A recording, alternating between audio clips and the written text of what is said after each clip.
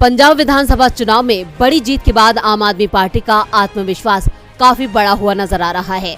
2017 के विधानसभा चुनाव में पंजाब में दूसरे नंबर पर आई आप ने इस बार 92 सीटें जीती हैं।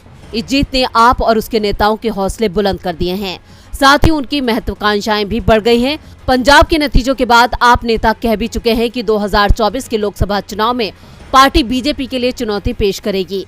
इसलिए अब आपकी नजर बीजेपी शासित राज्य यानी गुजरात, हिमाचल प्रदेश और कर्नाटक पर टिकी हुई है। आम आदमी पार्टी बीजेपी के गढ़ में ही सेंध लगाने को तैयार बैठी है, जहां कल गुजरात में आपने तिरंगा यात्रा निकालकर चुनाव का आगाज कर दिया है। वहीं इसके साथ ही पार्टी ने ये भी ऐलान किया है कि वे इस साल के आखिर में पड़ोसी राज्य हिमाचल प्रदेश में सभी 68 विधानसभा सीटों पर चुनाव लड़ने जा रही है। पार्टी ने कहा है कि जनता बीजेपी और कांग्रेस दोनों ही पार्टियों से परेशान हो चुकी है। ऐसे में आम आदमी पार्टी एक विकल्प बनना चाहती है।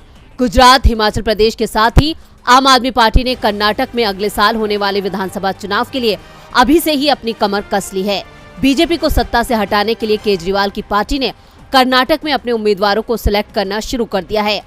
आप नेता पृथ्वी रेड्डी ने दावा किया है कि 4 से 6 सप्ताह में कर्नाटक में कई बड़े नाम पार्टी में शामिल होंगे और इसके लिए जल्द ही घोषणा की जाएगी। आपके नई दिल्ली मॉडल के राजधानी के बाहर काम करने को लेकर संदेह था, लेकिन पंजाब के नतीजे आने के बाद ये शंकाएं दूर हो गई हैं। इस तरह का बदलाव निश्चित रूप से कर्नाटक में भी आएगा। आपने 2018 के कर्नाटक विधानसभा चुनावों में लगभग 28 सीटों पर चुनाव लड़ा था, लेकिन कुल वोटों का सिर्फ 0.06% और उन सीटों से 0.55% वोट हासिल कर पाई थी। पार्टी ने 2019 का लोकसभा चुनाव अपने खराब प्रदर्शन के आधार पर नहीं लड़ा था।